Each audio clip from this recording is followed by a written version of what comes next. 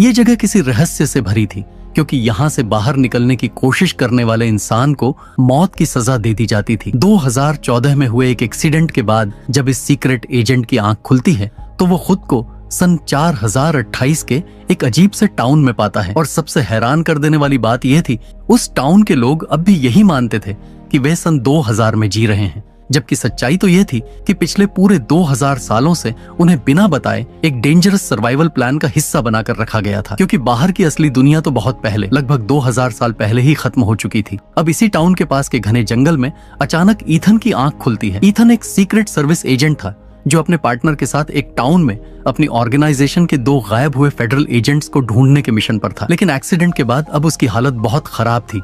उसके शरीर पर गहरे जख्म थे, कपड़े फटे हुए थे और उसके पास उसका कोई भी सामान नहीं था। किसी तरह खुद को संभालते हुए वो पास के टाउन की तरफ निकल पड़ता है। टाउन पहुंचने पर वहां के लोग ईथन को काफी अजीब नजरों से देखने लगते हैं, जैसे उन्होंने किसी बाहरी को पहली बार देखा हो। ईथन सीधा एक कैफे में चला जाता है, जहां काम करने वाली एक लड़की से बातचीत में उसे पता चलता है कि वह वेवर्ड पाइन्स नाम की जगह पर है। ईथन उससे कुछ और पूछ ही रहा होता है कि तभी कमजोरी के चलते बेहोश होकर जमीन पर गिर जाता है। होश आने पर ईथन खुद को एक हॉस्पिटल के अंदर पाता है, जहां सामने खड़ी होती है डॉक्टर पाम। पाम उसे बताती है कि उसकी कई हड्डियां टूट गई हैं और उसे कुछ समय तक आराम की जरूरत है। पाम की बात सुनकर ईथन को धीरे धीरे याद आने लगता है वो अपने एक और साथी के साथ निकला था। रास्ते में उनकी गाड़ी अचानक से एक ट्रक से टकरा गई थी। ये याद आते ही ईथन तुरंत पाम से अपने साथी के बारे में पूछता है, लेकिन पाम बताती है कि उसके साथी की तो वहीं ऑन द स्पॉट मौत हो गई थी, जबकि ईथन किसी तरह खुद को बचाकर गाड़ी से निकलकर जंगल में पहुंच गया था। अब ईथन अपने फोन से अपनी वाइफ को कॉल करके सब बताना चाहता है,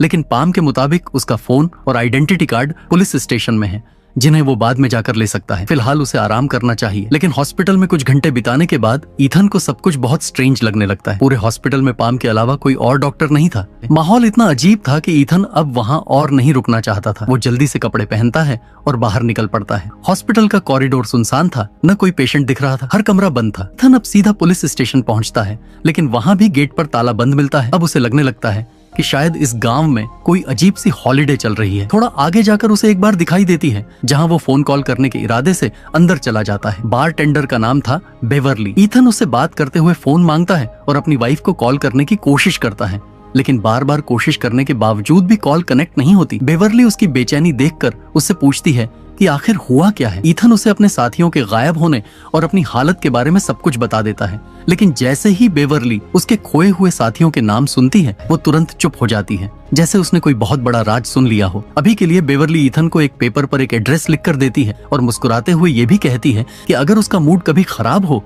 तो वो कभी भी उससे मिलने आ सकता है।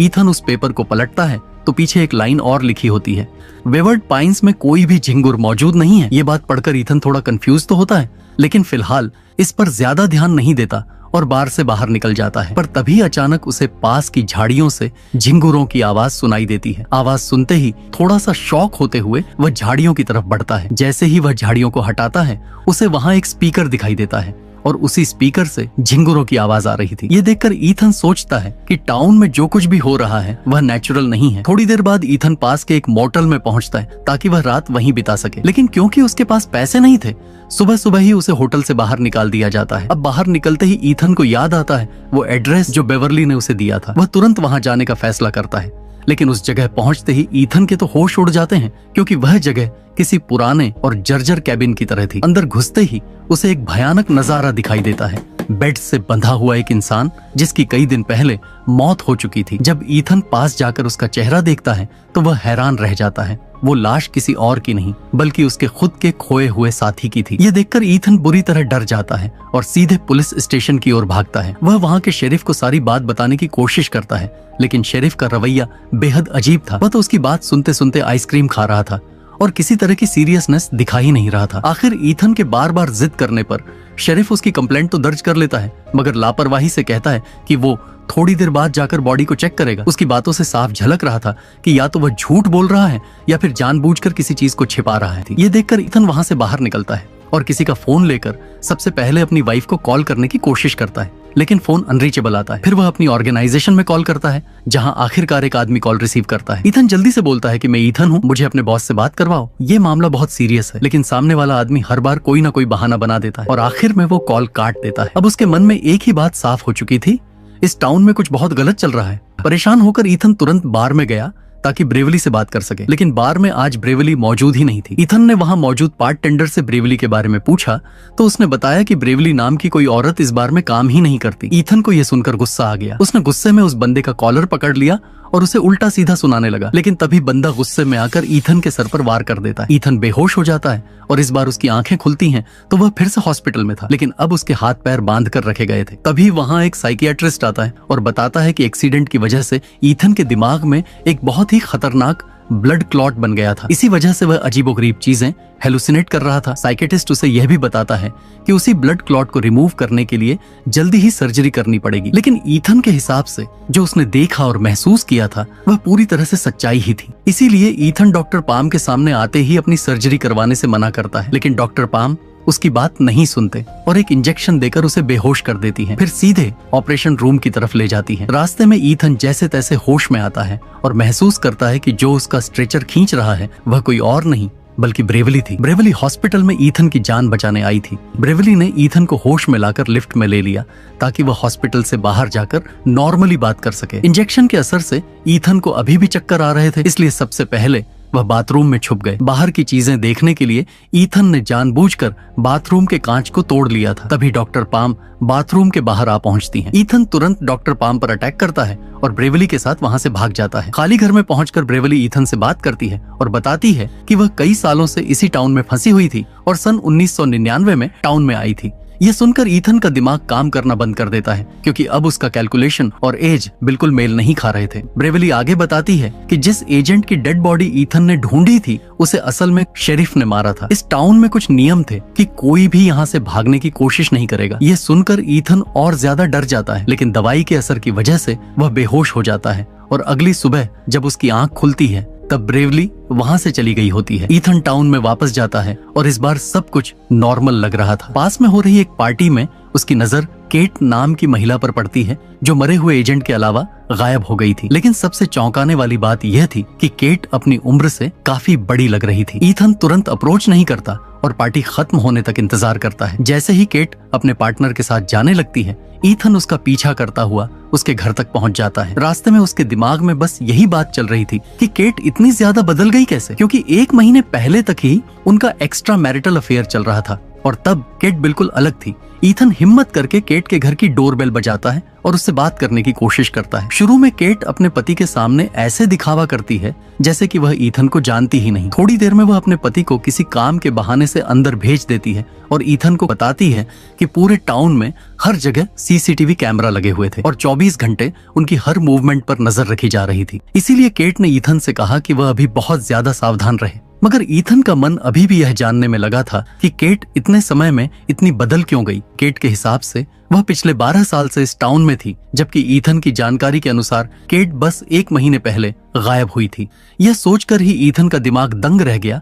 केट ने आगे किसी भी सवाल का जवाब देने से साफ मना कर दिया और हंसते हुए ईथन को वहां से जाने को कहती है ताकि कोई भी उनके ऊपर शक न करे। केट की बातें सुनने के बाद ईथन जल्दी से जल्दी इस अजीब टाउन से बाहर निकलना चाहता था। उसने थोड़ी दूर जाकर पास खड़ी एक गाड़ी का शीशा तोड़ दिया और किसी तरह से गाड़ी को रोड पर भगाते हुए टाउन से बाहर निकलने की कोशिश की। कुछ ही देर में ईथन टाउन के एंट्री बोर्ड के पास पहुंचा और उसे लगा कि शायद अब वह टाउन पीछे छूट जाएगा। मगर कई घंटों तक लगातार ड्राइव करने के बावजूद अचानक वही बोर्ड सामने आ गया जो उसने पहले भी देखा था। यह देखकर ईथन समझ गया कि रोड के रास्ते से वह टाउन से बाहर नहीं जा सकता। तुरंत ही उसने गाड़ी से नीचे उतरकर जंगल में भागने का फैसला किया। जंगल के बीच में आने वाली हर चीज को ध्यान से पार करते हुए वह जंगल के अंतिम हिस्से तक पहुंचा। वहां एक बहुत बड़ी दीवार खड़ी थी जो पूरे टाउन को चारों तरफ से घेर रही थी। दीवारों के ऊपर हाई वोल्टेज वायर्स लगे थे ताकि कोई भी भागने की कोशिश करे तो करंट लगने पर उसकी मौत हो जाए। ईथन ने फिर से गाड़ी में बैठने का फैसला किया। तभी अचानक टाउन का शेरीफ आ गया और ईथन को गाड़ी चुराने के जुर्म में पकड़ लिया। ईथन बार बार समझाने की कोशिश करता रहा कि वह एक सीक्रेट सर्विस एजेंट है, लेकिन शरीफ ने उसकी बातों को बिल्कुल नहीं माना। इसके बाद शरीफ ने ईथन को कुछ दिनों के लिए हाउस अरेस्ट पर डाल दिया। ईथन को अब ना चाहते हुए भी एक पुराने सड़े हुए होटल में रहना पड़ा। ईथन ने तय किया कि सबसे पहले वह इस टाउन के बारे में सारी जानकारी जुटाएगा। बाद में उसे पता चला कि टाउन में इंटरनेट की सुविधा उपलब्ध नहीं थी। ईथन फिर उसी टूटी हुई कैबिन में गया जहां उसके साथी की डेड बॉडी पड़ी थी। अभी भी उसकी साथी की बॉडी वहीं सड़ी हालात में पड़ी हुई थी। तभी उसकी नजर साथी के पैर पर पड़ी और उसने देखा कि वहाँ एक छोटी सी बुकलेट छुपी हुई थी। ईथन बुकलेट को अपने पास लेने ही वाला था कि शरीफ अचानक वहाँ आ गया। उसने तुरंत ईथन को गन पॉइंट पर ले लिया। शरीफ गुस्से में था और उसने ईथन को वापस होटल जाने के लिए मजबूर कर दिया। लेकिन अभी के लिए ईथन होटल ना जाकर उसी बार में गया जहाँ पर ब्रेवली काम करती थी। किस्मत से बार में पहुंचने पर ब्रेवली खुद ही मिल गई। उसे देखते ही ब्रेवली ने सबसे पहले बार के गानों का वॉल्यूम तेज कर दिया और फिर डांस करने का दिखावा करते हुए ईथन के कान में फुसफुसाई कि जो मरा हुआ एजेंट ईथन के साथ काम करता था वह पहले ब्रेवली के साथ मिलकर टाउन से भागने की योजना बना रहा था। उस एजेंट ने टाउन का एक डिटेल्ड मैप बनाया था और हमेशा उसे अपनी एक बुक में रखता था। गांव वालों को उनके बारे में पता चल गया, जिस वजह से भागते समय उसकी जान चली गई। अब ईथन समझ गया कि टाउन से बाहर निकलने के लिए उस मैप की जरूरत कितनी जरूरी थी। ब्रेवली ने उसे कुछ पैसे दिए और खाने के लिए कहा। पैसे लेकर ईथन कैफे गया और वहाँ कॉफी खरीदी। कॉफी के दौरान ही वहाँ काम करने वाली एक औरत ने उसे बताया कि उसकी एक्स्ट्रा मैरिटल अफेयर वाली गर्लफ्रेंड पास की टॉय शॉप पर काम करती थी। इस जानकारी के बाद ईथन तुरंत ही उस शॉप पर गया ताकि पता लगा सके कि आखिर उसके साथी की मौत कैसे हुई। मगर केट ने जानबूझकर इस बारे में कुछ भी नहीं बताया। जब ईथन शॉप से बाहर निकला उसकी नजर एक फोटो फ्रेम पर पड़ी जिसमें टाउन के रूल्स लिखे हुए थे। पहला रूल ये था कि कोई भी टाउन से भागने की कोशिश नहीं करेगा। दूसरा रूल ये कि टाउन में किसी से भी अपने पास्ट के बारे में बात नहीं करेगा। तीसरा और सबसे अजीब रूल ये था कि हर बार फोन कॉल्स को आंसर करना होगा। ईथन को यह सब पढ़कर काफी अजीब लगा, लेकिन उसने फिलहाल हॉस्पिटल की ओर रुख किया। वहाँ भीड़ न होने की वजह से वह जल्दी ही मुर्दा घर तक पहुंच गया जहाँ मरे हुए लोगों का सामान रखा जाता था। उसने तुरंत वह बुकलेट अपने पास रख लिया और ब्रेवली के साथ जंगल की ओर निकल गया। वहाँ दोनों ने टाउन के मैप को देखकर निकलने का प्लान तैयार किया। प्लान को एग्जीक्यूट करने से पहले दोनों के शरीर से ट्रैकर निकालना जरूरी है, क्योंकि इस टाउन में हर व्यक्ति के अंदर ट्रैकर लगाया गया था जो उनकी एक्टिविटी और लोकेशन को ट्रैक करता था। मगर ब्रेवली की मदद से वह ट्रैकर निकालने में सफल रहा। ब्रेवली ने यह भी बताया कि यदि कोई रूल तोड़ता तो उसे बहुत खतरनाक सजा दी जाती और ईथन का मरा हुआ साथी भी उसी सजा का शिकार हुआ था। ईथन ने तय कर लिया कि वह किसी भी सजा को झेल कर भी बाहर निकलने की कोशिश करेगा। इसके बाद वह टाउन में वापस प्लान को पूरी तरह तैयार करने चले जाते हैं। रास्ते में ब्रेवली और ईथन की मुलाकात केट और उसके पति हेरोल्ड से हो गई। केट ने ईथन से बात करते हुए उसे ब्रेवली के साथ अगले दिन शाम के डिनर के लिए अपने घर इनवाइट किया। ईथन ने थोड़ी सोच विचार के बाद तुरंत हाँ कर दी। ब्रेवली को यह थोड़ा अजीब लग रहा था, मगर फिलहाल उसने कुछ नहीं कहा। ईथन वापस अपने होटल गया और मैप को देखकर टाउन से भागने की योजना बनाने लगा। तभी उसने मैप में देखा कि एक पेड़ के ऊपर कुछ निशान बने हुए हैं। इसका मतलब यह साफ था उसके मरे हुए साथी ने वहाँ कोई जरूरी सामान छुपाया था। अगले दिन सबसे पहले ईथन ने अपनी ट्रैकर चिप होटल के बेड पर रख दी और जंगल की ओर चल पड़ा। वह पेड़ के पास पहुंचकर ऊपर चढ़ गया और सामान निकालने लगा। इसी बीच उसे पास से गोलियों की आवाज सुनाई दी। पेड़ के ऊपर से ईथन ने शेरिफ को देखा जो किसी चीज पर लगातार फायरिंग कर रहा था। ईथन ने फिलहाल उस पर ध्यान नहीं दिया और अपने काम को पूरा कर लिया। जंगल पार करके वापस गांव पहुंचते ही ईथन शाम के समय ब्रेवली के साथ केट के घर की ओर बढ़ा। शुरू में ब्रेवली थोड़ी हिचकिचाई, मगर ईथन ने समझाया कि आज रात ही उनका टाउन से निकलने का समय है और प्लान तैयार है। इसे ब्रेवली भी मान गई और साथ में घर पहुंच गई। डिनर के दौरान थोड़ी देर ईथन ने केट से बातें की और फिर वॉशरूम जाने का बहाना बनाया। वॉशरूम में जाकर सबसे पहले उसने चेक किया कि कहीं कोई सीसीटीवी कैमरा तो नहीं है। पूरी तरह सुनिश्चित होने के बाद उसने अपना ट्रैकिंग डिवाइस वहीं रख दिया। इस बीच ब्रेवली केट और हेरोल्ड से बातें कर रही थी। जानबूझकर उसने अपनी बेटी का जिक्र किया, जिससे यह साबित होता था कि वह टाउन आने के बाद से अपनी बेटी से नहीं मिल पाई थी। पास्ट के बारे में बात करने के कारण उसने टाउन का एक रूल तोड़ दिया, मगर उसने खुद को परेशान होने का बहाना बनाकर बाथरूम की ओर चली गई। काफी समय तक ब्रेवली बाहर न आने पर केट और हेरोल्ड को उनके भागने की योजना समझ में आ गई। इसी दौरान ब्रेवली और ईथन घर के बाहर निकल चुके थे। ईथन ने शुरुआत में ब्रेवली को समझाया कि उसके मरे हुए दोस्त के पैकेज की मदद से ही उन्हें टाउन से बाहर जाने के कुछ क्लूज मिले हैं। अचानक आसपास के सभी घरों की लाइट जल गई और घरों में मौजूद फोन बजने लगे। इसके तुरंत बाद हर घर से लोग हथियार लेकर बाहर आ गए और ईथन और ब्रेवली का पीछा करने लगे। अब सवाल ये था कि क्या वे दोनों टाउन का ये रहस्य पूरी तरह से जान पाएंगे? क्या वे टाउन से बाहर निकल पाएंगे? और उससे पहले क्या गांव वाले उन्हें मार देंगे या नहीं? जानने के लिए लाइक और सब्सक्राइब जरूर करें और नेक्स्ट पार्ट के लिए कम से कम 50 कमेंट करवा दें।